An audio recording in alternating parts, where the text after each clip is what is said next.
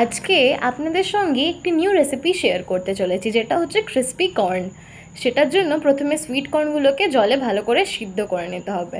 সেদ্ধ হয়ে গেলে একটি বাটিতে নিয়ে তার মধ্যে একটু কর্নফ্লাওয়ার বা অ্যারোরুট দিয়ে ওটার মধ্যে একটু নুন, গোলমরিচ গুঁড়ো আর একটু সয়া সস আর চিলি সস দিয়ে ওটাকে না ভালো করে একদম ম্যারিনেট করে নিতে হবে।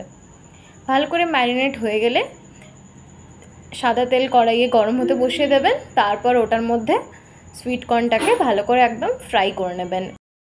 ভালো করে একদম ভেজে নিতে হবে যতক্ষণ না একদম গোল্ডেন ব্রাউন হয়ে আসছে। তারপরে একটি পাত্রে ওটাকে তুলে নেবেন।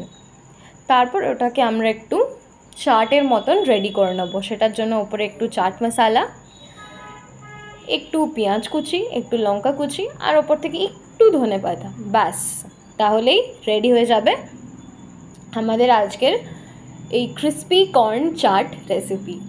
আর অবশ্যই জানাবেন খেতে কেমন লাগলো আপনাদের।